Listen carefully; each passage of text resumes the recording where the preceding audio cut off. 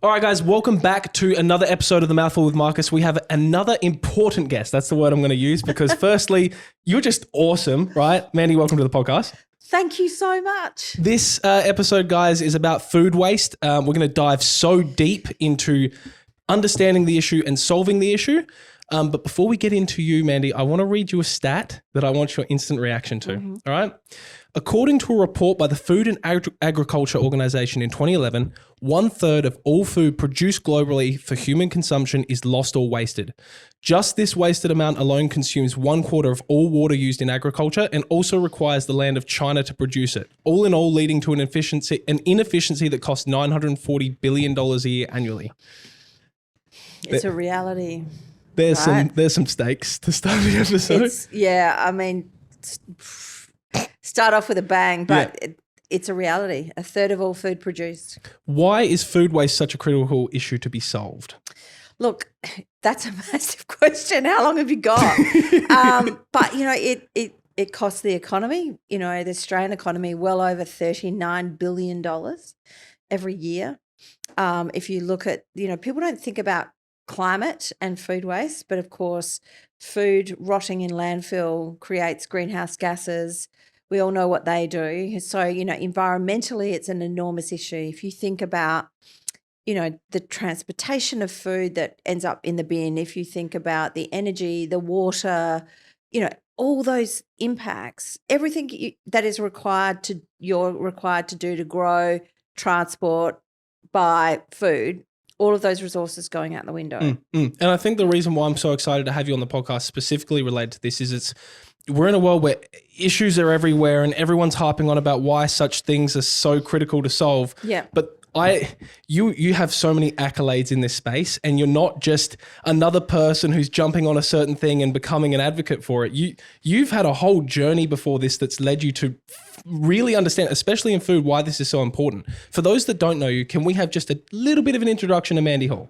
I have had a deep love for food, I guess, for a really long time, but out of an extraordinary set of circumstances about 25, 30 years ago, that love turned into survival mode. What did that mean for me and what did food mean for my health and the health of one of my children?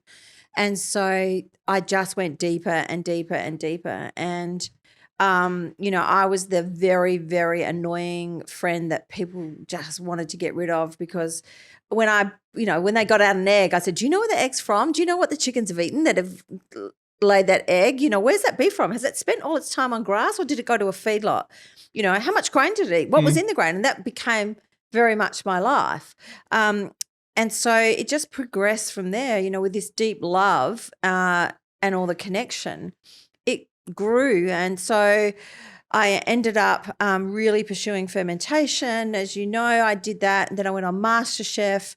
I knew I was never going to win MasterChef. You go in, but I knew it was never going to happen. But I wanted to use it to have a voice outside of MasterChef, which I've done.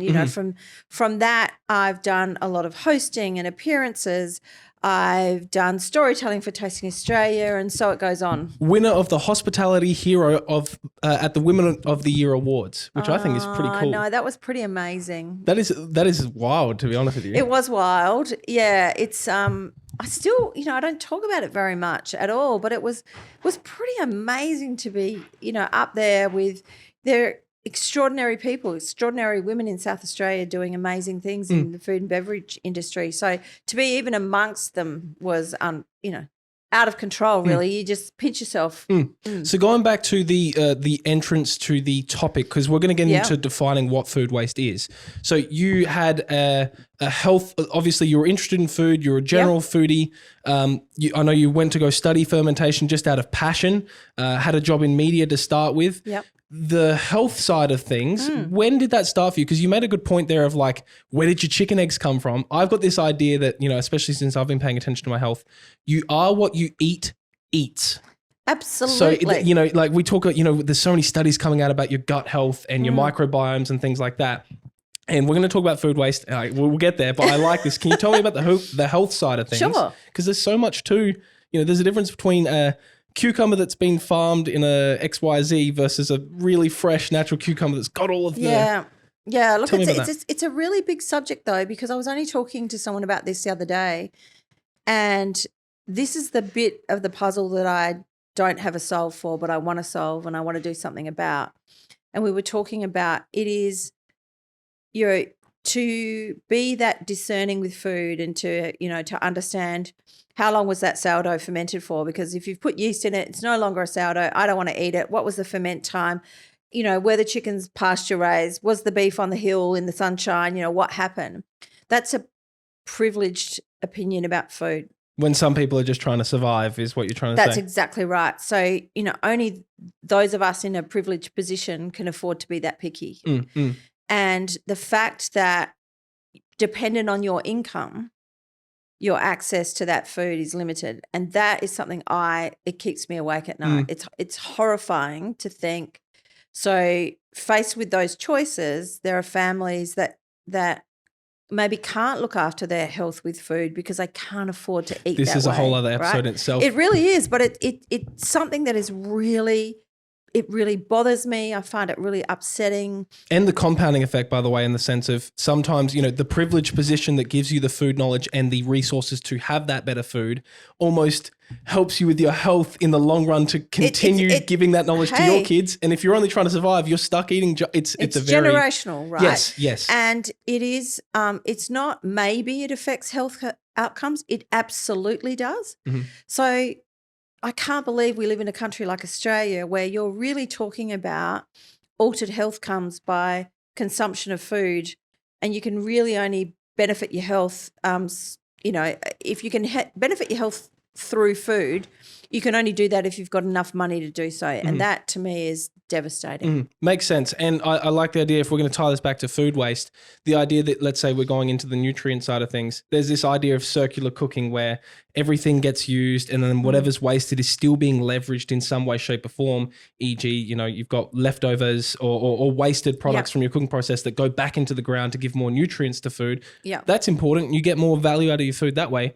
Let's circle it's hard. the way. I feel we're going to do a bit of this because it's all of it is, they're such big topics. They really are. 100%. What is food waste? How do you define it? And what should other people categorize it as in their heads? Ooh, so food waste is, so if you think about any food that's been grown, manufactured, produced for human consumption and is not, and it ends up in a bin, is food waste, right? So there's a hierarchy, and the largest thing you want to do is try and avoid food waste. And then there are things like composting and chickens and, because if you talk to people, they'll say this initial reaction, which is where behavioural science comes in. They'll say, I don't waste any food. I give it to my dog, or I give it to the chickens, or it goes, and it goes in the compost bin. And that's really great. I'm not here to poo-poo compost but the reality is if it's been grown and produced for consumption and we're not consuming it, then we're wasting it. So there's, how do we stop that? Because that costs you money. That, it really does. And, there's a million other things that affect that. But essentially food waste is simply that. As I was doing my research on you and the topic and everything in general, I was trying to really, because again, we talked off camera before this that, there are so many issues in this world. How do we deem which ones are the most important and how do we tie this back to? Because I think it is important. I know the impacts because I've done the research. Just for the audience to understand, I've got a stat here and I've made a little comparison. This has come from you. Just so people know how really crazy this is. Sure. 7.6 million tons of food go into landfill in Australia every year. And apparently 70% of that is still edible food. Yeah. Now, just for comparison, Mandy, here's a little bit of scale. That is enough food to pack out the entire MCG more than 9 times over.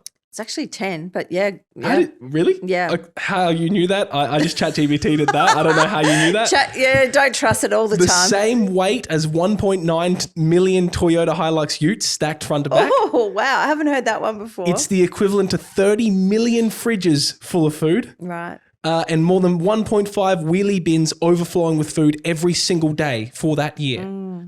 How on earth is this happening? Why are the numbers so high?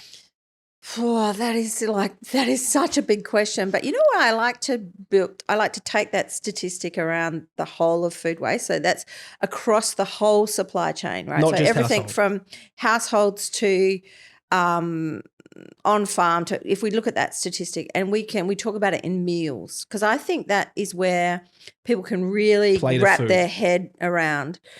If you brought that stat down to meals in Australia every single day, it's over 27 million meals Every day for a year. every day, Jeez. Oh my God. right? The heartbreaking side of that is, while we're looking at those statistics, we're also looking at 3.2 million, that could be even more than that, of Australians who are facing food insecurity. They don't know how to afford to put food on their table. Those two things just Doesn't make sense. It doesn't. No. It's nuts. Yeah. It's absolutely nuts. How do we get that way, I think, is a really big conversation. It could be a host of things.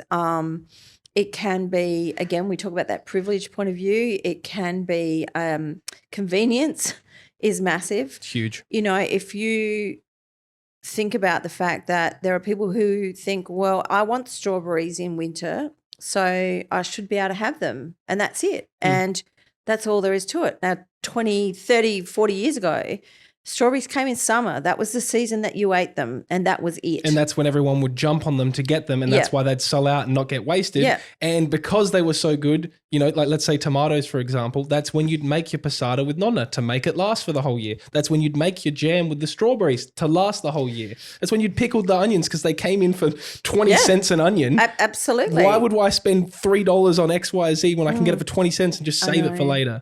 But somehow that whole convenience piece has affected us overall when it comes to food. And, you know, I have a huge issue in the sense that I think, and it's one of the things you need to do when you're looking at changing the behaviour of anybody is, and particularly let's talk about food waste, is the worst thing I could possibly do to you is try and shame you into this, because it's never, ever going to work, right? So it's really what I want to have happen is for you to take a moment and think about what happens in your household and what you do, and what are the things that, are you the person who really wants to have strawberries in winter, and, you know, are you the person who just feels so time poor that they're just doing this one massive shop every week with no time to think about it, and that means at the end of the week when the night before rubbish bins, you're just dumping it all, or you know, it's just about thinking how you contribute to it. But going back to that broader question, I think convenience is a huge thing. We have lost connection with food. Yep. Really lost connection. I low-key think that's the biggest one. There's so much we don't see in the process from the moment it's harvested to the moment it gets to us, that we're disconnected from all of the little bits and bobs that went into it. Number one, the value that it's come from, the reason it was made. Yeah. It's just a packet on a shelf. Yeah. And it costs this much. And if we can afford, you know, I understand that everything's more expensive, but when you look at a bag of carrots, you're like, oh, you know, $4 to $7, that's cheap. It, if it goes to the bin, it's only $4 to $7. Like it's not, that carrot was planted, farmed, pulled out of the ground, shipped here, a whole bunch of gas and fuel was spent to get it there. Yeah. It's just a whole lot. Yeah, we're not connected. We're really not. And I think there are loads of reasons for that, again. And we'd need 5 podcasts to unpack all of this, right? But if I go back and think about, so in part of my process was, I've got these really beautiful friends who own this farm just outside of Dalesford called the Longhouse. Anybody wants to have a look at it, it's the most spectacular property you've ever seen. And they work really hard at sustainability on that farm. You can go and have cooking lessons there, all these things. But I spent a lot of time there trying to learn more and more. So I'm all about learning as much as I can. And for me, if I was going to talk about food, I needed to understand the whole process. So these pigs that they had, that I would, spending my time there, would feed the pigs. I also became responsible for luring that pig into the barn for it to be dispatched, for it then to be butchered. And, you know, so I went through that whole process. It nearly destroyed me because I just, you know, it was very confronting for me to do all of that. So rightfully so, by the way. absolutely, without question. And so it should. And I bet you if you eat pig now, you respect the process a whole lot more. But you respect every process about food, right? So to understand, I know what it took to raise that pig humanely. I know what it was fed. I know how it was looked after and what it took to farm it. I know what it took to dispatch it and then what it was to process that and then break it down. And so it goes on. And I couldn't touch meat for, a little while because I was just quite distressed. But you just have this enormous, enormous respect for what it takes. Every mouthful, every morsel, you just don't want to waste it. And it sounds so contrary and wanky, and I know all of that, but it's so true. And so I have a deep respect for what it takes to do all of these things. And therefore, it makes me far less likely to waste food. Now, not everybody can go and watch a pig get dispatched and broken down and understand that. But I think if they can, they should. Yeah. Go to farmers markets, spend some time, make a relationship with – we're farmers markets everywhere now. And we have the central market and, if they're not the growers at the central market, they're the people who have the relationship with the growers, have the conversation. But again, that takes time and a want and, all these kind of things. But once you reconnect again, it does make it harder. Mm-hmm. I remember maybe a couple of years ago, I shot a project for a local business here in SA called Fluoro Milk. Oh, yeah. And I went to their farm and I remember I've just been drinking milk. Comes in a carton. Yeah. And for your generation and my nonna's generation, maybe it came in a glass carton. But it comes in a carton. It's a glass bottle. Yeah, glass. We didn't have glass It's cartons. like a cup of wine instead of a glass of, oh my God, sorry. No, I love that because I was like, well, it would be, there are such things as glass cartons now. If you go to the jam factory or something, artists will have made it, but that's not where we were back then. Good concept. So yeah, it comes in a carton. Drink it. If you've purchased enough at the right time, you won't have much left over. Again, with me, I just do the little sniff test and it's probably all good past the use by date, which we should talk about in time. Sure. And I remember I went to this farm to shoot the video promo for them and it was my first time being on a dairy farm. Mm-hmm. Cows were cute and obviously it's different to livestock, which you're going to eat. Yeah. These cows were different cows for milk or whatever. And I remember going into the place where they actually harvest the milk. And again, when you see milk ads on TV, everything's beautiful. It's sunny. There's grass, beautiful, luscious milk being poured. I'm smelling piss. I'm smelling shit. I'm seeing cows that literally I'm not saying because Fluoro Milk, they're an honest, legit company. Nothing bad was happening to cows. These cows were in routine. They wanted to be milk. It was a very interesting topic. I remember sitting there like, geez, the next cup of milk I drank, I swear, I'm not saying that I was traumatized by it or impressed by it, but that cup of milk was different for me after seeing that farming experience. It's super different, right? 100%. And you even go back to, you touched on seasonality before, which is a big passion for me, but you will never, ever find anything that will blow your mind as much as a tomato in season in the heat of summer, right? You'll never taste anything that good, smell anything that good. It is like just if it's grown in fertile soil and, and soil's a whole nother conversation, but it will blow your mind. And your body will get more nutrients from it too. The soil's more nutrient dense. Like there's seasons for a reason, right? But anyway. I just finished flipping my nonna's dirt like a couple of weeks ago. There you are, right? So that her dirt would be more useful to grow more stuff. Yeah. And again, we don't think about people don't think about that anymore. Again, we want tomatoes all year round. You're not getting the greatest, there's a whole range of things. Yeah. So to tie us back to food waste, I know that you've got your Great Unwaste campaign, which we're going to start by just talking about what that is. Sure. But going back to the very first question, which is why is this such a critical issue and why the number's so high? You've chosen that, despite all of the other ways that we can reduce food waste from policy to business to all of the farming and everything like that, one of the biggest contributors is the household, which actually you've mentioned is around 32% of all food waste in Australia is the household. Yeah. I actually wanted to ask you what are some of the most highly wasted foods? But I'm thinking, can you run me through the household part of this and why the Great Unwaste campaign exists for that reason? Because you're targeting that. We are targeting households because households are the largest single contributor across the whole supply chain. Yeah. So the Great Unwaste, and I've talked about it before, and I know you've picked up on that, where I say if you think about slip, slop, slap, if you think about seat belts, if you think about not smoking, the Great Unwaste is a behaviour change campaign. It's there to really help households understand. So you take this, there's a body of research which is about 4 years of, full on research. And what they did was identify this over and over again. It was the same kind of behaviours that were leading to food waste in households. They're so simple, but they're the things that contribute to the food waste. So you've got this massive body of research which dictates this data, and you get the same data over and over again. So okay, we've hit the nail on the head there. We know what are the top wasted products. Mm-hmm. We know that households, we know through measurement that households are the largest contributor to that overall number. So it's how do we help? And it is about helping. How do we stop? We don't want to blame Australians. We're not here to point fingers and to say this is your fault and look at what you're doing and how bad it is. We're like, okay, I just need you to just pause for a minute and think about what happens at your house at home.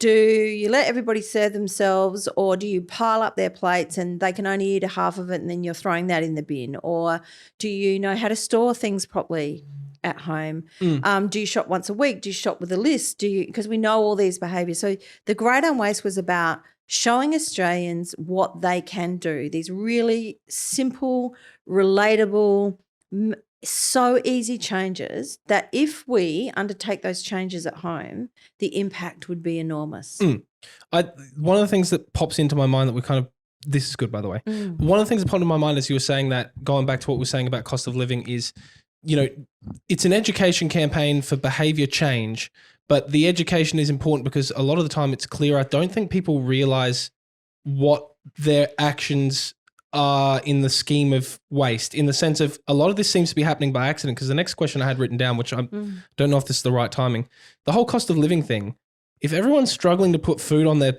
table, how is it that XYZ amount of dollars and meals are being wasted each time? And you're saying essentially based on the research, people don't even know what's happening. It's like... No, they don't.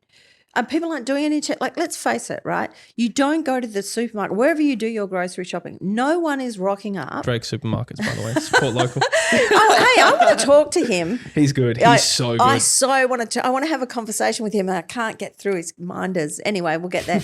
But nobody goes shopping and spends a couple of $100 with a view to throwing out $50 worth of it at the end of every week. They just don't, right? So these are things that are happening and they're habits that have formed, and people just aren't aware that these small things are contributing largely to their food waste. Right? And it might just be a couple of eggs for some people. It might be a whole lot of veggies that didn't get, and we're going to talk about solutions in time. So just stay with us in terms of like how you can pre-prep your meals, how you can freeze things. There's a whole lot of solutions you've got on the site.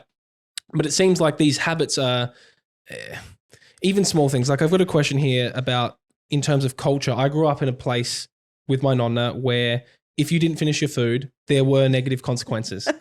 She loved us. She just wanted us to grow and have strong bones. Sure. But you finish your food. Now, I'm not saying that that's completely a healthy thing that would pass in today's age. If people don't want to eat, they don't want to eat. Like focus on appetite.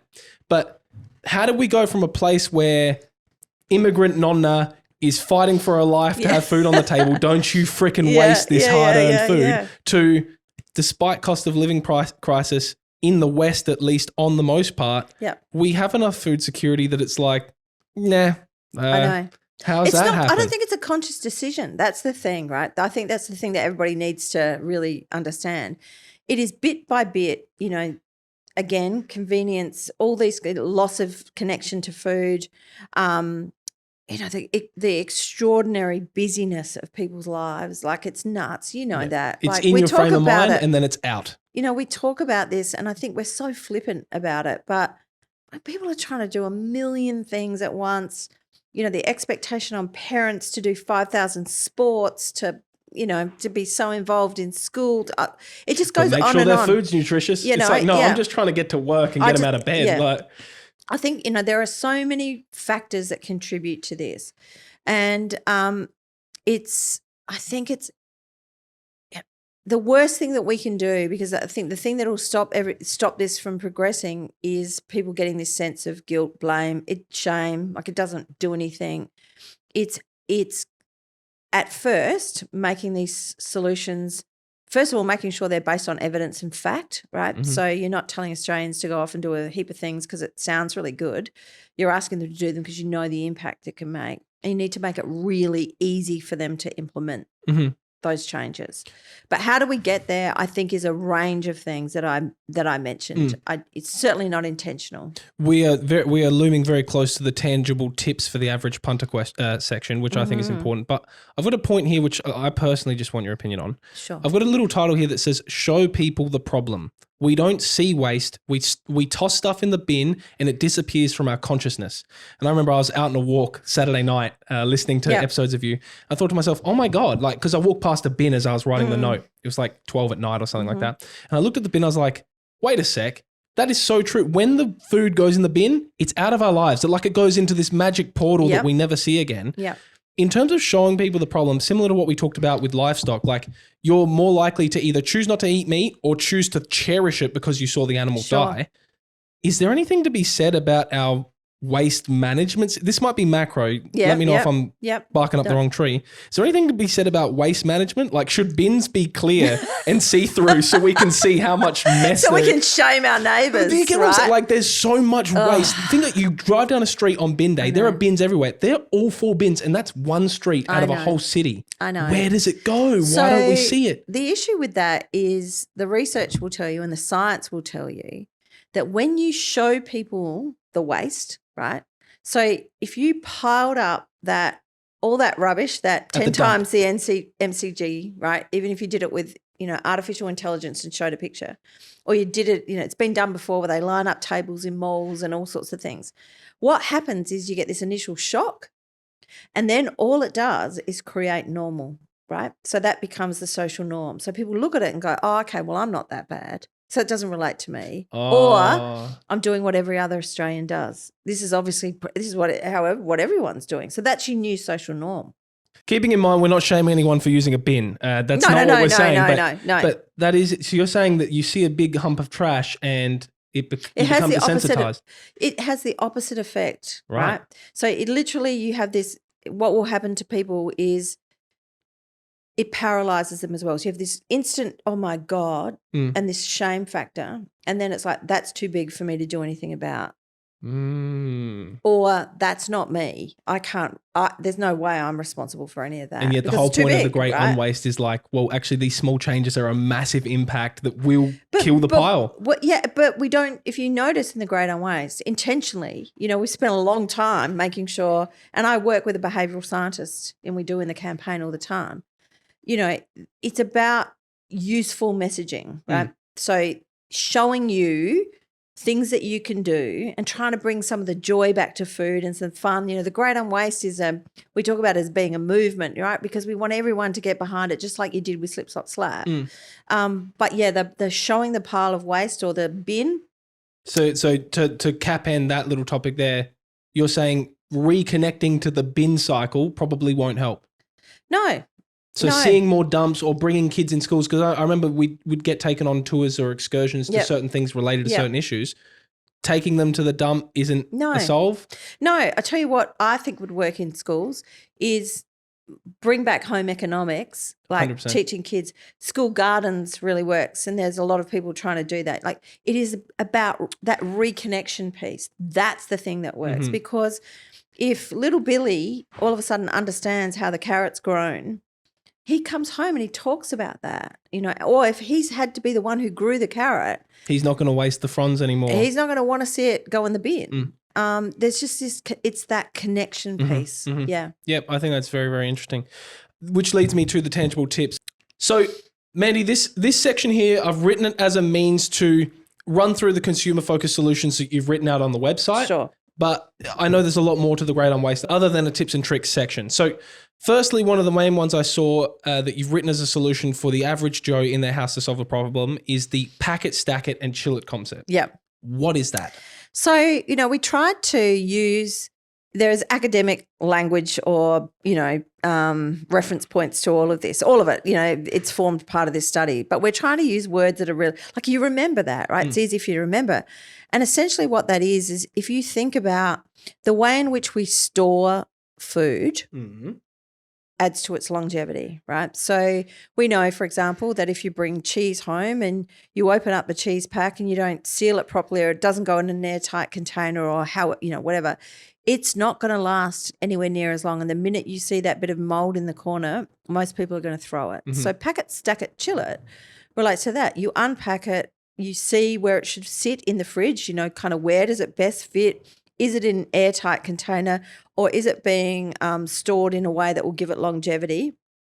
If it's going in the freezer, am I separating it into meals and putting it and labeling it that way? Because if we don't label it, you just end up with this big mass in the freezer and nobody knows what it is. And they'll do a freezer clean out and it will go in the bin. So there's something to be said there about like having a fridge to store food is step 0.5. Yep. But then to actually store food, there's infrastructure in terms of the Tupperware that you can use, the way you wrap things. Sometimes it might actually be better to pull the shredded cheese out of a packet and put it into a resealable one. Clearly, there's knowledge to be known about how to use a fridge. Like a crisper fridge is one thing. Temperature is really good. Maybe certain things are meant to be put at the top because they have a lower freeze point or something. Absolutely. You're saying there's science to a fridge. There so is science to a fridge. Like parts of the fridge will be colder than others. Making sure your fridge is kind of set to the right temperature. You'll find all this information on the website. But those things have huge impact. And I know it sounds really simple, but you add that up by all the Australians, all the people in this nation and you go, all of a sudden you are significantly reducing food waste, like out of control reducing food waste if you can follow those steps. And just that knowledge alone, I know I've said, there is an infrastructure. Like I know Mum, she's got a cheese box. So all of the cheese is in the box. There are things you can buy to help store. I know plastic containers are a really, really good one and you can label things, put dates on them. But what you're saying based on the website there is the knowledge that you can gain to understand how to store food better is free. And that's an outsized return. Without question, right? And a lot of that information, it was just probably common sense, 20, 30, longer years ago. And again, that loss of connection, the change in pace of life and all those things meant we're more removed from all of that. And we don't realise that that's impacting. Like if you keep milk in the fridge door, I don't know why fridge manufacturers keep putting it so it looks like it should go in the door, right? But we know that's not very cold because every time you open the door, you're losing, so if you want your milk to last longer, we should probably find a way so that it actually goes in the fridge. There are all these big conversations. I've never thought of that. The milk belongs in the door. What are you talking about? If you're going through 2 litres of milk really quickly, it's not going to make any difference. If you were a single person who's not going through the milk quickly and you just every time you open the door, fridge, your loses temp. It does, and it impacts the quality of the milk. There's another conversation. And you're right, the door's the thing that swings out to room temperature. It does. The fridge, the milk is the one thing that should be as secure as humanly possible. That's so true. Yeah. Wow. What is first in, first out? So if you think about, again, going shopping, and I love talking about this with yogurt because yogurt's one of the most wasted products. So again, everyone's super busy. They come home, they unpack the bag on the bench, they go to put it in the fridge, they just grab that tub of yogurt and they shove it in. And then lo and behold, someone opens that tub, but then 4 days later there's a tub behind it, right, that's been half opened and they go, I don't know that I want to touch that anymore. You got little crusties on the top, the water separated. That's bin, right? Yeah. They just bin it. So it's like, it is having that to stop for a minute. Do we have any other yogurt? Yeah, we've got one that's already opened. Okay, put the new one behind the one that's already been opened. Okay, so you're saying that this is a model for if you buy something, regardless of whether it's yogurt or not, the thing that went in first is also the first thing that should be used rather than letting things fall to the back. Absolutely. That fridge management is, again, these all sound super simple or, annoying, but they will make an enormous difference. I see that only because I know that my mum's a bit of she loves her organisation, her pantry. So I wanted to ask you about pantry staples, but I want to stay on the fridge because I feel like that's more relatable. Most people are thinking, pantry, I've barely got a cupboard, right? Can you give us some tips on fridge management? Because they're hearing you say fridge management and they're like, yep, that's actually really good, but I don't know what that means. So, and I think we, again, the words that we use, mean such different things to different people. But, in essence, do take a moment to look at what are the coldest parts of the fridge, and you'll find that on the website, and therefore what foods should be stored in what part of the fridge. What things fridge management also involves the way that we wrap, stack, and chill. But, what things should be stored where? How do we move things around the fridge? Like in our household, and everybody's household will work differently, rotation? Right? Is there a rotation? Is there a shelf? If you have a look on the Great Unwaste, you'll also see that we did a collaboration with Oz Harvest, so use it up tape, right? We put this tape on a shelf in your kitchen or your fridge at home where everybody knew those were the things that needed using up first. So maybe that's what works for your house. But it's about how does your household manage so that the oldest items are used before the newer items. Maybe it's the shelving levels. It can, what you're going to find a way that it works for you in your house, that everybody knows, okay, those leftovers there, we need to use them up first. The shopping gets put away a certain way because hey, we all have these systems, right? It's the way we organise our fridge. So it's got to be what works for you, but those principles need to come into play. And it's not a matter of, you don't have to sit down and write a small book on your fridge operation system. It's just that moment you put the bag down on your kitchen bench to fill your fridge. Yeah. I'm just going to stop for a quick moment and have a think about this. Yeah. Is what you're asking for. Oh, absolutely, because it'll make a big difference. The way that we store, so you get that bag of lettuce, right? Or, greens or whatever it is. Say you're a person that buys salad greens in a bag. If I leave it in that bag and just put that in the fridge, chances are that's going to go off pretty quickly. But if I take it out of the bag first and I wash it, or even if I don't wash it right there and then, and I get a container that is airtight, and I line that with some absorbent paper or a Chuck's cloth or whatever you want to use, and then I put the greens in there, then I put that in the fridge, it's likely to last about 2.5 times longer. I have a good one. All right. I want a dot point list, Mandy. Oh. A tradie has a tool belt. Yeah. A fridge technician has what things? I'm talking, I'll get you started, but I want you to finish this. Yeah, sure. Tupperware containers. Yeah. Resealable bags. These are things in their arsenal. Rubber bands. Rubber bands. Chuck's cloths, right? Because the thing about those is you can reuse them. So, wrap your herbs in the Chuck's cloth before you put it in a jar or a bag or whatever. Jars. Jar, whatever resealable containers you want to use at home. But you can rewash them, right? So we were thinking about people who not having to fork out money all the time. On new bags and stuff. Yeah.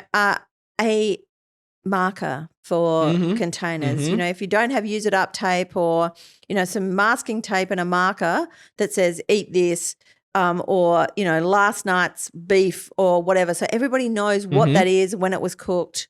Those are the most vital things. Speaking of vital, so this is me trying to be a good host, but I've got a bad segue here, but maybe that's part of my style.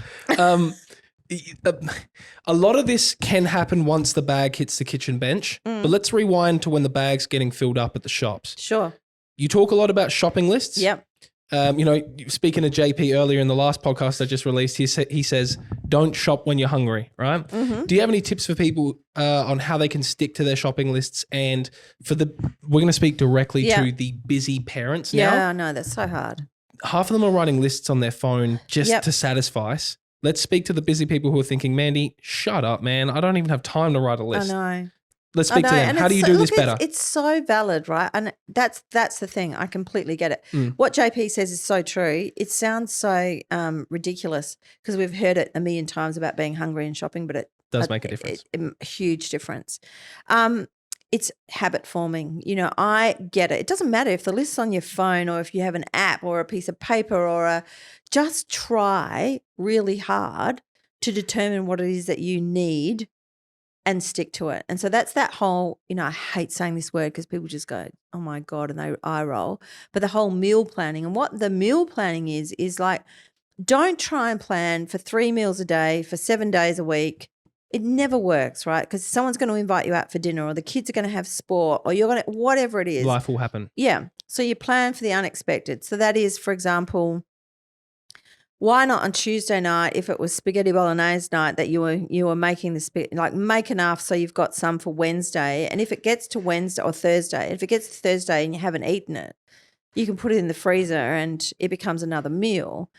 So that meal planning then feeds into a shopping list. Mm-hmm. And look, there's no avoiding it. The reality is if you want to stick to a list, you need to have a list. Mm-hmm. But I get how hard that is. I think there are so many woven layers in that, in the sense of like the ones that are making enough pasta to have the leftovers, which mind you always taste better because you've let the flavor develop. Like you think curries, soups, stews, pastas, all of these things, they genuinely like, this isn't just like, oh, it always tastes better in the fridge. No, it will taste better because the flavors have married together more.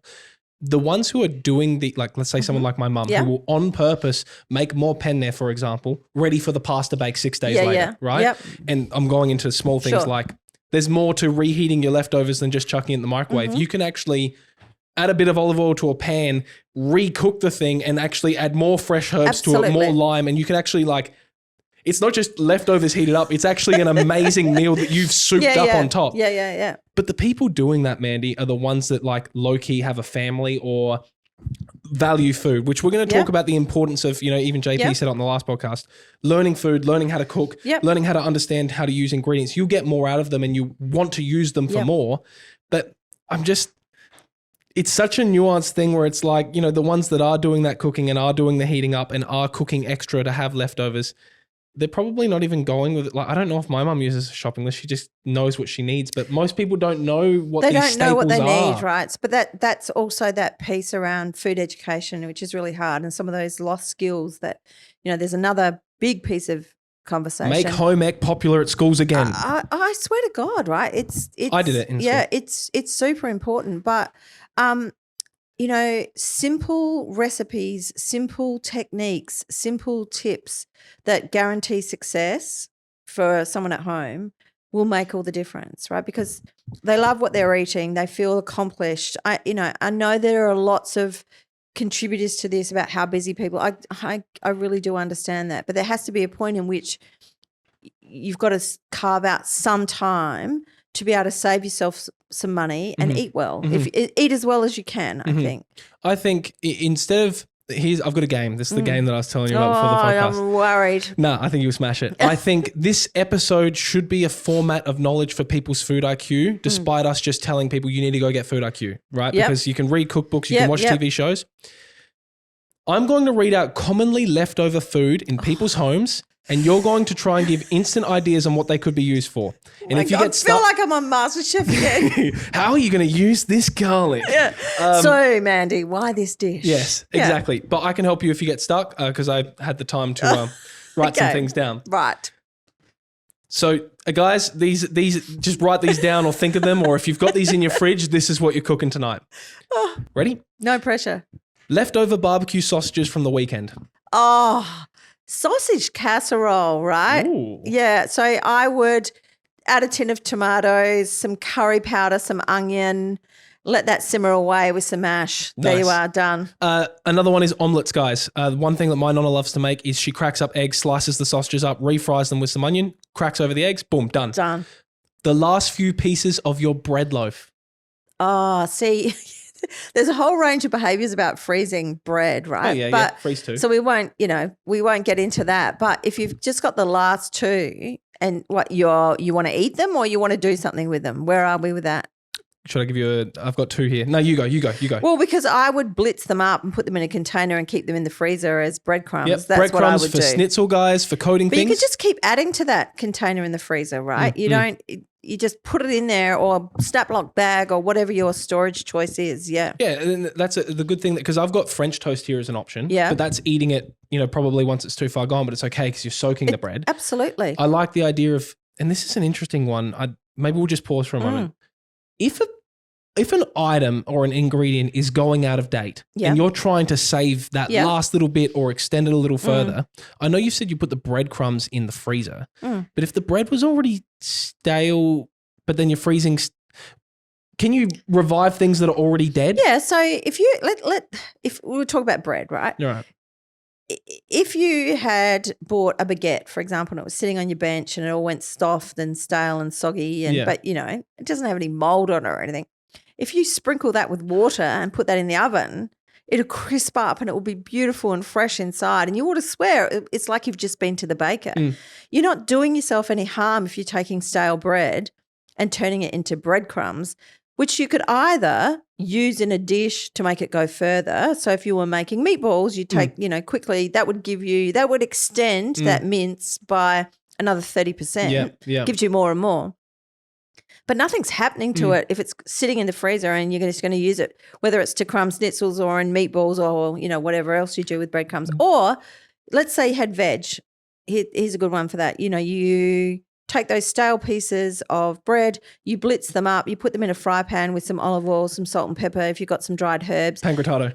Well, that, or it goes over anything you're eating, whether it's a salad, whether it's veg that have come out of the oven. Like you put that on top, you got this crispy, crunchy, yummy, Croutons, texture. Put it in a soup somehow as like a bready element. But sprinkle those breadcrumbs, fried or cubed or whatever you want to do on a soup. Like again, it's that texture piece, right? So you imagine if you had a soup and it was, raid the fridge soup, whatever's there you've made. Raid the fridge. And you've got these leftover bits of bread that you've either done in crumbs or you've done as a crouton and put them on the top. And also you've got this soup which has its own texture and then the crunch. Like, Yep. I think there's something to be said there, which is something I might start looking into. There are, outside of revitalizing leftovers, which we'll get back into the game, there's ways you can bring food back to life that would have already been dead. Yeah, you if that makes absolutely sense. can. All right, next one. Boiled eggs sitting in the fridge. Boiled eggs sitting in the fridge. Eat it. That's so you don't really need to do much, hey? I've got salad and... Yeah, I was about to say, you could just run it through a salad, make a sandwich, put some mayo with it. There are things that are extenders, right? Have in your fridge some mayo always. I mean, mayo has a really long shelf life, right? Mash up the egg, curry, if you want to have some fun, curry powder, curried eggs, unreal. Yeah. Mm-hmm. God, this one's poetic. A nearly empty tub of Greek yogurt. Oh, wow. So I am a lover of yogurt as any topping, right? So again, I'm talking about that fridge raid soup. If you've got that much Greek yogurt left in the bottom and you've got, for example, some parsley or, that's limp and dying, or basil. It doesn't actually matter what herb it is. If you chop that up and you run that through that yogurt and you then put that instead of sour cream on top of a soup, that's an amazing use of that. I love warming it up slightly if I'm in a real rush in the microwave, putting some chili oil on it and then putting a poached egg on it. Put it in a smoothie, And you can cook with it too. Like I've got one here as pancake batter or muffin mix outside of your dressings. Yep, because of the acid, right? So, anything acidic. So you'll hear pancake with buttermilk or, any of those kind of things. It's the same. So it's this substitute piece. So use that yogurt. If you were baking, you could use it. It will give the acid. It makes things more tender. Put some cumin in it and spread it over your lamb to marinate. Yeah. I have an interesting one which kind of goes back to the reviving of the bread. This is just for my brain, and I feel like if I'm thinking it, maybe the audience is thinking it. You made a good point there with the egg of there's leftover eggs in your fridge, just eat them. I know the game is to make something out of them, and that's the fun of food. You can always use them for something. The question I asked here was a nearly empty tub of Greek yogurt, right? I never said if it was off or going off or about to go off. If there's a nearly empty tub of Greek yogurt, you could just eat the yogurt too.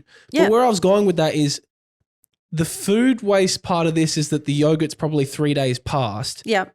That's when people throw. Sure. Maybe it doesn't pass the smell test. Is there a reality where the yogurt is still somehow used despite being dead? Or are you saying the Great Unwaste is, here's how we're going to stop you or help you stop yourself from the Greek yogurt reaching that point? And yes, there might be substitutes to marinate lamb or eat a dip, but that's when it's still all goods. Yeah. So obviously, I'm not going to give you anybody advice on how to eat off food, right? Because some of the people will come for me. What you're saying there is off food is off food. There's not really a fix for that. No, but really be really smart about that. I think sometimes what we consider might be off food. So that whole use by, best before date, not using our senses. Let's think about yogurt, for example. It is so full of so many bacteria and cultures that's what gives it its flavour. It's the one thing you can eat when it's kind of bad is what you're saying. But it's not bad. It's like if you smell something and it is blatantly has a smell that makes you feel a bit, no thanks, that's a no thanks. Yeah. As simple as that. Yeah. And the revivals is now out of the conversation. That's right. But use those senses. Don't just rely on the date. So yogurt's a great example. If yogurt, and every brand will be different depending on how it's been manufactured, and that's why it's so great for people to start using their senses again. If you open it up and you smell it and you go, that smells like people. You talked about it before. You said, and it separates, and that's just whey. That's beautiful, right? Whey is gorgeous. You can, if you don't like it, just stir the whey back in. It's a byproduct of the caseins and the proteins coming apart from yogurt or cheese or whatever. It's nothing wrong with whey, but smell it, right? If you're not turning your nose up, then it's going to be good. I don't want to get us sidetracked here, but you've just given me another topic. So I'm a Tamar Valley yogurt lover. Right. I think the brand's great. I think the product's great. It seems so whole, and I'm okay with the fat content because it's real yogurt, or at least as real as I know. I've gotten into a gym journey, Mandy, where I'm optimizing for protein at all costs. Well, everybody, the whole world is optimizing for protein. So there's a brand called YoPro, which is super, super popular that everyone with eats. 15 grams of protein. Yes, so you know it. Okay. I remember the first time I tried that and I was like, what the absolute is this? This is rice powder bullshit. This ain't yogurt, right? Now I like it. Okay. Right. I've come to understand. You were there. The protein swung you. Yeah. Take the protein out though. YoPro or not, some of these brands for yogurt in particular, they're optimizing for longer shelf life. Yep. Now, as a foodie, you're thinking, damn it, more preservatives, more shelf life means the product's worse. You're inside my mind. Yeah, but then as a Great Unwaste Australia, you're thinking, oh, that's actually really good. Yeah. That's really great. How do you balance that conversation? I struggle, right? Because long life milk. Don't even start me. But that's what I'm saying. Foodies hate that. I know. But then again, that's that privilege thing, right? It's okay for me to not want to have long life because I'm a purist when it comes to food. I have all this education and everything, the way that, but that's not a reality for some families. They can't, if they're food insecure and they're lining up to get assistance. And we need to at some point respect that, once upon a time, it was really generally people who were experiencing homelessness that were food insecure. We now have people on dual income that are working they can't afford to put food on the table. They're not in a position, and nor do they need to hear someone like me sit there and go, don't drink long life milk. Yeah, what's that crap? I mean, that's just disgusting for me. I obviously have my ideas and I'm in a position where I'm very lucky and I can make that choice. Some people can't. But from a food waste point of view, in our office at work, in Food Waste Australia, they have long life milk. So that's probably the right brand choice, to be honest. That's how everybody drinks, because it was that sometimes people were drinking a lot of coffee, sometimes they weren't, and milk was getting ditched. But if you were really to zoom out on the most part, I understand the long life alternative is a better brand fit and is actually probably better for the food waste because there's no way it gets thrown out when it lasts that long. If we were more tied to food and more in love with food and more respectful of food, there would be no need for the long life option because you'd only be buying what you need and what you use. That's exactly right. And what's in season. Yeah, but that takes time, right? Yeah. So all of these things that we talk about, when we talk about building, so the Great Unwaste as a brand, right, just to give you some context, before it went live and we received this incredible seed funding, we did so much research into what was already out there all across the world with behaviour change and food waste. What did the supermarkets want and need so they could help their consumers? What did industry want? What did state and territories want? How would they help people who lived in their state and councils? And so the Great Unwaste was created with this huge amount of rigour. It's enormous, the amount of work that went into making sure that this brand could really help the whole of Australia, whether we were talking about governments, states, territories, councils, consumers, businesses, food manufacturers. We needed to make sure this could help. So there's this enormous amount of evidence that's gone into it. I still feel like it's in its very early days, mind you. It's kind of like still a baby. We've just begun. Yeah. Right. And to make the kind of change that you're talking about, where we're saying when people, really start to think about meal planning and shopping lists and, the connection to food, that's a long game. Yeah. Right. Slip, slop, slap. Absolutely. That's a 50-year project. it takes at least 5 to 7 years to shift the dial. There is hope in knowing that it is possible because, like you said, there was a time where sunblock. What? Who did that? I rubbed crushed tomato. My nonna, poor thing, wrinkly as hell. She used to get burnt and rub tomatoes on herself. Like that was My her. dad used to do that to us. Like, Yeah. it's like, or put vinegar on Just us when we got odd. burnt. I was like, what? Odd. But yeah, it takes time. Mm. And so it needs to be in market for a really long time. So what we need from people as well is jump on board. You know, we call it become part of the movement. You know, call out the people who you know are doing amazing things in the community, whether they're businesses or individuals that, you know, might have a recipe or are doing great things, because we want to build that up. I want to go back to the game, but one Yeah. thing that I want to wrap that up on is at the end of the day, to be alive, human beings need food. It's part of our lives whether we like it or not, which means we're all foodies, just to different extents.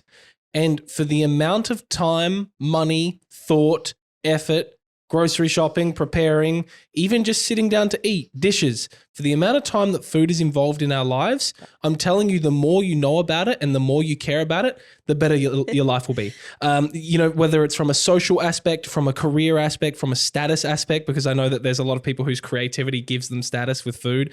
Food is in everything you do. And, you know, as part of that 60-year solve, whether you're rich, poor, privileged or not, thinking more about food will solve issues in your life. Full stop. I mean, it's changed mine, but that's because I do it for business. But there's hope in knowing that that's guaranteed going to happen. It is guaranteed. Yeah. So it's just time now. Yeah. And look, you know, I think you've heard me say publicly before that in every situation in life, you know, whether it's of great joy, it's grief, it's celebration, it's commiseration, it's death, it's birth, it's marriages, it's divorces, whatever it is, food is involved. It's there. Right? Yeah. It's there. It's the greatest connector. You know, if we sit down at a table together, we are instantly equal at that point. You know, I think that value piece around food and what it really means, not just about food itself, but all the things that come with it. And to waste it in that regard would just be a dishonest. It's just like, I know some people can't help it, which is why we're going to get back to the game. But like, sorry to be literal here. What a waste. Yeah, I know. Anyway, and I'm guilty. I threw out a cottage cheese maybe 2 weeks ago. You are so in the whole protein thing. You can't buy cottage cheese. You can't find it anywhere. I'm going to do a thing where I'm going to show people how to make it at home. But Mandy, I panic bought. So I bought 3 cottage cheeses. I couldn't get through them. They went out of date. I tossed the whole tub. I was like, no, this is what she's talking about. Anyway, a few more of these little examples and then we'll move on. All right. 3 egg yolks left over from your meringue recipe. Oh, nice. So there's a couple of things you could do. Depends how foodie you want to get. But, you know, they can go yolk put through a casserole or a soup is really beautiful. So you get texture, this yolk. fattiness. Oh, yeah. Any kind of soup you're going, run the yolks through, which would be amazing. You could make mayonnaise. You'd have your own jar of mayonnaise at home. Look, and if you pour in some soy sauce and whatever bits of herbs and things you've got going on, you can cure those yolks. Yeah. And cured yolks are absolutely beautiful. And then they end up going on salads and veg and all sorts of things. I've got a carbonara here as well as making your own custard.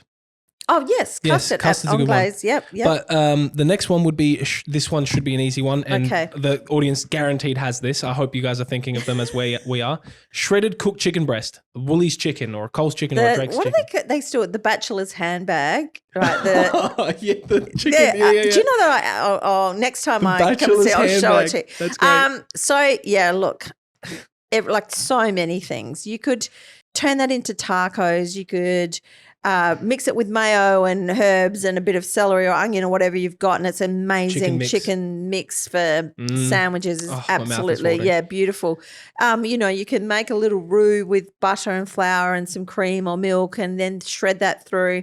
You've got a cream of chicken soup in the winter. Like the list is endless. Chicken's a good one. Yeah. And last one, and this one's an interesting one more. Can I just tell you though, it's one of the most wasted products. Bullshit. No, because people don't know what to do with it, right? I can smash a whole bachelor's handbag to myself. What are you talking about? Well, there's a lot of protein in that. But people get it home. And if they don't eat it, they go, it's chicken. It might be unsafe. I don't know what to do with Bullshit. it. No, it's highly wasted. See, I feel like that's such Cooked an easy chicken. non-cook foodie skill one. But I think that's where you've got to remember. So when, that people are nervous, they don't know what to do, right? So they don't have the skill base. They're not smelling. They're not smelling, but also the world has kind of taught us that you should be afraid of everything, right? Yeah. Be very afraid. You're going to get poisoning from that. Like, of course I don't want to poison people and I want people to be careful, but you need to get some confidence. We need to give confidence back to people. Oh, you got to put some respect on little kids' names. Like I get called iron guts by my mum because I eat anything and I've built this tolerance. But these days, as I'm getting older, I'm a little bit more sensitive. Like, I'll eat. My hygiene's good, but it's not good enough. I look at these kids eating off the floor, eating this, eating that, and they're all fine. That's kind of like what it probably Gut needs health to is amazing. make. It's tricky though. It's tricky. Okay, I like that. We're going to go into policy solely because I think that's great that the average Joe doesn't know, despite being a small cog in the wider wheel of filling up multiple MCGs, but with their at least conscious thought, and they can go on their own journey with this, that they are part of the solve and it is possible. Far more possible than some of the other cultural issues that everyone is begging, You think about big things that aren't, you feel like, how can I possibly have a part in this? Climate change in general is one of those ones for me where it's like, I don't disagree that it's there, but when I start thinking about it, I'm like, it's overwhelming. No, I'm just going to go watch David Attenborough and that's going to make me feel better. And I've done my bit. Yeah, because that's one of those ones where it's like, holy shit, how can I make a change? Well, we paralyze people, right? It is. So that's the same thing with showing the mountains of food. You paralyze them. One thing I think that would solve the joint effort of all of us smallies is a discussion about the biggies and the wider cogs in the world. Now, you can answer these however you wish, whatever you think. Earlier, I mentioned how much money is wasted by food waste, right? And I talked to you off the podcast. If there's money involved, surely there's a sniffing of the government to be involved in making policy to be like, oh my God, we can make money on this wastage. There is a way that recycling can benefit us. There could be a tax that's involved. Why are there not more policies to mandate food waste? Well, I think certainly if you think about the Great Unwaste, it came to be through the Commonwealth government being willing to put up some seed funding. They didn't want to have it, they didn't want it to be a government campaign. They weren't saying we need to control the messaging, we need it to be a certain way. But what they did do was grant us the money to start building this program, right? So there's been a commitment already from the federal government, which we need to continue. The reality is, a step, you're saying? Yeah, but the reality is unless we continue to get funded, the Great Unwaste won't be there anymore. And so all of that will have been in vain. So there's still some lobbying and discussions for us to have to continue this program. But, Australians also don't want to be regulated. I was going to say that, okay, this is good. Thank you, government, for the funding. Thank you for getting us started. That's great. And you're gonna push that cause and we're going to learn about it and we're going to do our part. You said people don't like being mandated, was it? Yeah. Regulated. Regulated. Are there not beneficial policies that the government can think of that we'd be happy about? Yeah. Look, I'm sure there are. Look, I don't want to speak on behalf of the government, but I'm happy to if they'd let me in. After the JP episode, I'm getting more and more into like, let's fight back. But, here's the thing. The government could wield the stick. It's the carrot or the stick, and they could, there's no doubt. In what regard wield the stick? Well, they could regulate. Let's say they started regulating supermarkets for certain things, or I'm not going to get into that because it's a space that I shouldn't play in because it's not my expertise. There would be Australians that would kick up about the freedom in this country. Like there's a fine line, right? But I know that things like, there's been an enormous amount of work done with the food rescue charities. So Food Bank, Oz Harvest, Second Bite. They've been trying to lobby the government to put in tax incentives for farmers who had a glut, whether it was refused by a supermarket or whatever the reason was, had this glut. They wanted to put a tax incentive for them to donate that food. That's great. Yeah. That's great. But it's hard to get that over the line. So maybe it's less about, in terms of the whole stick thing, it's less about putting restrictive policy on, e.g., I'm going to speak on it because I'm just coming up with an idea. Yeah. Dear supermarkets, here's legislation that doesn't let you over order based on the stats, which says you're throwing out 20% of Yeah. your fresh goods every week, you're only allowed to order 10% less than you already are. Rather than that, maybe it's incentives for the places that are leveraging and making use of the waste to be funded more or Yeah. paid more. Let's put the money in things like food bank that make sure food waste isn't happening. Yeah, You know what I mean? absolutely. Or a lot of waste happens on farm because the amount of money it costs for a farmer to get the things that have been rejected or the crop that's been, smoke tainted, whatever it is. If it's smoke tainted, you probably can't eat it. That was a bad example. But whatever it is, it costs them so much money to get it to a Oz Harvest or a food bank or what have you. That's why it ends up rotting on farm. Because the shipping system is optimized to get it to the supermarket, but to take it a different route, it's a whole other thing. It's a whole other thing. And so we have to look at ways that how do we help that system? How can food bank get a bigger distribution network? Yeah, type of thing. but also, the work that they're doing around the tax incentive piece is super important. A good So start. more of that kind of work, and the discussions with supermarkets. I know things have changed. I don't have this absolutely correct, so nobody please come at me or quote me on it. But there was a period of time which my understanding was let's say the bread section, not the bakery section, but where all the pre-packaged breads and everything were in a supermarket. They had to be full, right? So the minute it went down, they could never let it be seen to be a third full or 2/3 full. Now, I don't know if that's not a government legislation, but it might have been the supermarket's choice. Policy. Somebody said, policy said, whatever. This is what it must look like all the time because it needs to look like this because that's what makes people want to buy and all of these You're things. saying the And difference so- between a Tuesday morning when it's full and a Friday night when it looks like it's Yeah. been ravaged and there's nothing left in the bread section. Yeah. Well, there was a period of time in which it was never allowed to look like it was ravished, Wow. right? So it just had to be topped up. So then what happens is all this excess bread. Now, my understanding is that has changed somehow. And I'm sure that those kind of weird policies within stores, which are all about Presentation and I'm sure that those changes, we know they make a huge difference, but I'm sure those changes could be helped along by government saying, you've got to have to think about these stores. It's not really up to you to dictate, everything looking beautiful to force a consumer to sake of buy. waste. Yeah, let's look at your numbers and your data and, see where we can work together to make a change. That's a good one. I really like that. And I feel like, based on the way the culture, and like you said, the Great Unwaste is in its origins at the moment, the same way the culture is in its origins in understanding the issue. But I might have seen this somewhere. I feel like this exists. The slightly less loved fruit section at supermarkets where it's like, this is just as good and just as flavorful. It's just got a brown spot. Here it is for a slightly cheaper price.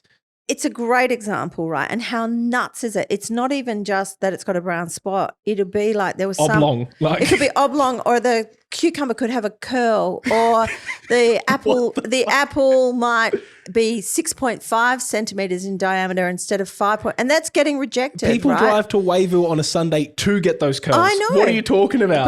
But that is a reality, right? Or it might be that the truck backs up to one of the major supermarkets and, I saw one the other day. It was a whole thing of vanilla essence, right? And there was something wrong with the barcode. So that whole thing was rejected. It ended up at Oz Harvest, so Okay, it was that's being good. used. But, man, really? What we want to make sure Food Rescue still has the food. Don't take me the wrong way, but surely there's a better way that we can be doing this. Maybe there's something to be said about policy for the way supermarkets might get sued for non-recalled items. I'm not saying we protect negligence for selling salmonella. No. But also maybe there's something to be said about, hey, government, you're going to let us stock our food for 2 days longer, or there's going to be policy about use by dates, and people are just going to be smarter about smelling things. Yeah, but see, I don't think best. I think there should be policy around not being able to use best before dates. I think it's nuts. So best before and use by dates, right? Use by as it relates to food safety, and you should stick to them. Obviously, if you've had an unopened milk, which is only 24 hours past its use by date, I wouldn't be throwing that out. I'd be opening it. Chances are it's amazingly good. Don't worry about it. Best before to me is about aesthetics. Like it's like this is when something is. It's almost like a marketing term to me. This is when the cheese will melt the best. You know, it's like, whatever. Well, okay. And so consumers go to the cheese aisle, right? So you've got some cheese that says best before, some says used by, some has no date at all. How confusing is that? And they don't know the difference. And the amount of food that is binned because it's past a best before date is nuts. Oh my God, I've just realized something. Fridge management in our houses is one thing, but fridge management in a supermarket and those aisles, you talk about, because people you speak about milk specifically, you buy from the front because it's come to the front from the back. But then if you're people like my mum, she'll reach to the back to get the most recent one. Sure. If we're losing track of things in our small baby one fridge per home, I mean, we have 3 because we're Italian, but that's one fridge per home, and you're losing track of your yogurt. Yeah. Think about how many supermarkets there are just in Adelaide. And it's a whole aisle of a fridge. Yeah. There would be so many things that get stuck under the radar that, sorry, they've just done their Friday afternoon check and there are 30 Tamar Valleys that have missed people's eyes. Goodbye. I know. There should be a used now fridge section, maybe. Oh, an unwaste me aisle is what we would call it. Yeah. That's good. Yeah. I want to speak to JP. I think JP JP could be the first one out with an unwaste me aisle. That's great. JP, if you're listening to this, we'll put in a good word. I'll leave you my number. Let's talk. Wow. But he's doing, even what he's doing where he's got his own cooking show, which I absolutely love. It's important. It's so important. The other day he did something with leftover pork. We shared it actually on the Great Unwaste on our social media channels. These discussions, normalizing that as just an ingredient as opposed to something that you're doing because you have to. And sorry, I took us off topic. But the unwaste me aisle is probably that. You should probably patent that or something. That's the unwaste me aisle, the op shop of a supermarket. Absolutely, right? Like, but you're talking about I'm talking about the apple that's 6.5 centimeters instead of 5, or the bread that's nearly at its date, or whatever it is, rather than having things scattered all over stores. The clearance section. No, it's the clearance aisle. Why don't we have an unwaste me section, an aisle? People know immediately what that's for. So that's an idea. Let's talk about what's already been done because we're reaching the ending parts of the podcast. I wanted to ask you what other countries are doing that might work, but I feel like you've just covered a whole range of cool shit. Who are some pioneers or leaders in the space? I know how I most recently saw you and asked you to be on this podcast. We could talk about that.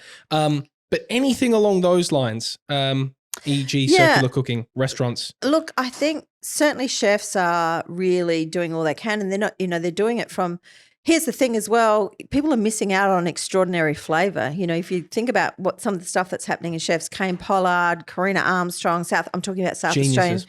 Australian, there's so many chefs around Australia who are doing extraordinary things, trying to utilise the whole beast because they know what it takes, right, to grow, to manufacture, to farm. That's what Colin talks about. Yeah, and so paddock to plate, root to stem, and so it goes on. And you're missing out on flavour when you're doing it. So there are a lot of people in that space doing great things. You saw me at an event with Douglas McMaster, who is he opened the world's first zero waste restaurant. Without a bin. It has no bin. A restaurant with no bin. No bin. Everything is used. And I remember, obviously, you were the MC for that. So you were running through and he was explaining his this guy's he's opened a restaurant and it has no bin, but it's not just about like, here we're going to use the food peels as compost.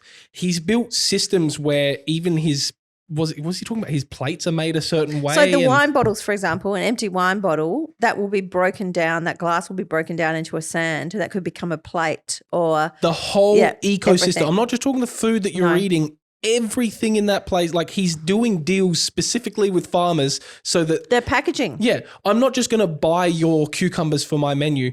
I'm going to build a system between us where I send you shit back for your farm, and I only want to work with farms who want to take my shit back so that they can have it for this. It's amazing. But also, the way in which the ingredients are delivered are really important to him. They have to be reusable containers and, so that they can then give them back to the producer who fills them up again, and so it goes on. So there's just no waste in any form. I think the reason why people like him are important is that when we say what we're saying right now, which is, let me guess how the layman, average, normal person who's not interested is thinking about this. Wow, what a who's this tedious about packaging and I won't do work with you. Yeah. The reason why I think he is so special though, outside of the innovation, the pioneering and the creativity, because you have to be creative to solve problems, because he talked a lot that night about solving problems. Yeah. Ready? I'll give you the bottom line. The food tasted amazing. Yes. So you can give us the whole spiel that the average layman's like, oh, dude, this is just another activist. But he's doing the work, making a difference. But then the reason me and you are talking about it is because I ate the food and it was amazing. It is incredible. So he leads the way with the systems and the back end, but the front end is something that's now got us having a conversation. It's so true, right? It's so good. Doing extraordinary things. Just something you touched on before, what's happening around the world. I think it's a really good thing for everybody to understand that the Australian government signed a pledge basically by 2030 that we would halve food waste in this country. Oh my God. We're only 5 years away. And from we're not, that. are we anywhere near? Hard to we measure? Need to do a lot of work. Yeah.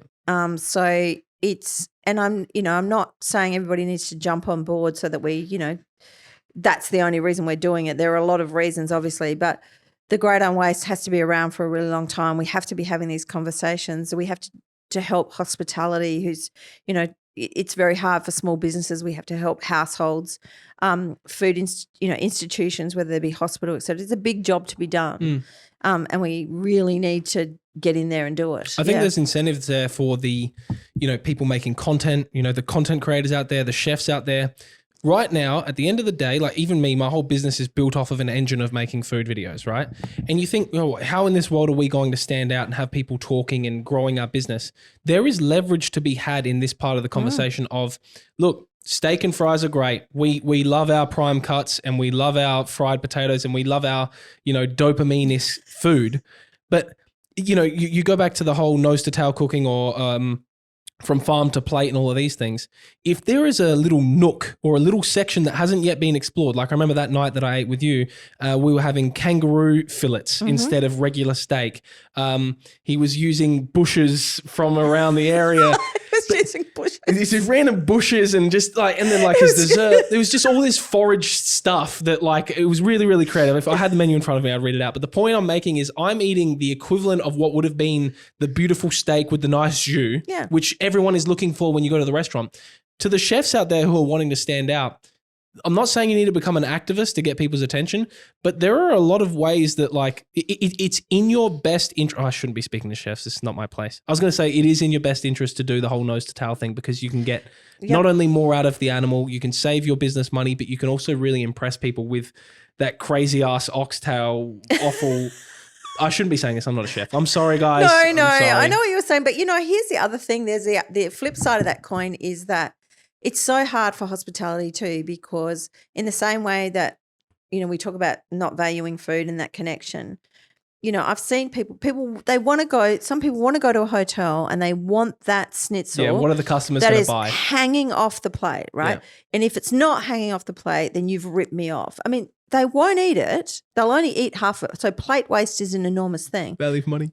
But it's, this value for money perception, which it's not, because the only way in which you can give that hanging off the plate schnitzel is probably not to use the greatest schnitzel, right? Maybe. It's the only way. Right. Or you bash it super, super thin. I don't know. You cover it in I more think, breadcrumbs 'cause it's hospitality cheaper. is very hard, the expectation of consumers. So again, if you value food more and you get that connection piece right, I think that expectation on hospitality it really would is a change culture too. thing. Like for me, I just bought Mum a voucher for Mother's Day to the Salopian Inn, which I know that's Miss Armstrong. Karina's, restaurant. I value food. I don't care that it costs me money because I want that experience and I want to be inspired and da-da-da-da. So did you buy your mum the voucher for you to go? Is that what you said? Look, it was a Mother's Day present, but I wanted to go with her. So I was kind of sort of sponsored myself a little bit. The point I'm making there though is that it comes from that value. And I think maybe the wider end of the conversation goes back to your life will be better if you care more about food. Maybe my activism here is everyone should care more about food and everything will get better. I don't know. I think, look, I do believe that. I know that we look at it through very different eyes, but it's something we can control, right? We really can. We can make a huge difference. And you're quite right. I'm not asking everybody to go out, holding placards and, marching the streets. What's a placard? Have you not seen that?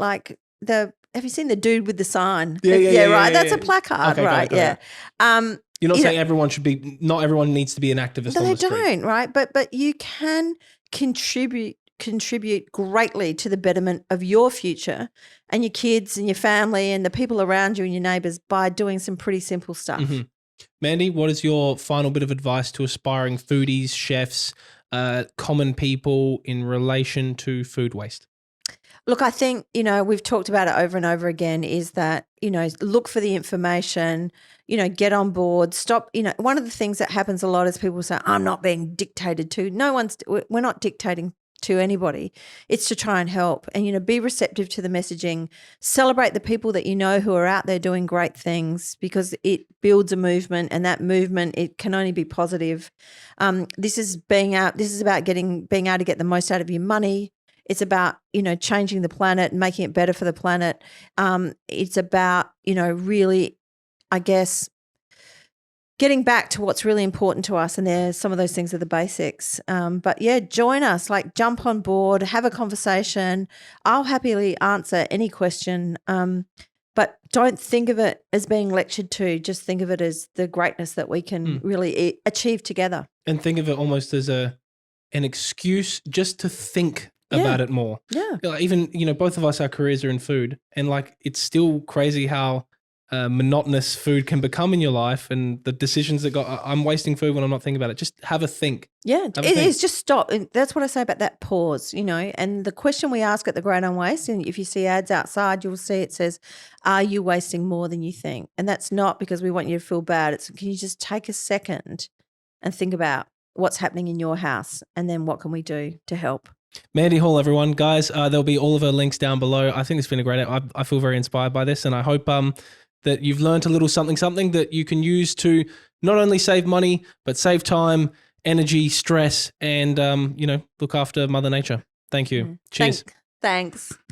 Very good. Very good. That was great. Thank you. No, it was there was so much we didn't get to talk about. That's what happens, right?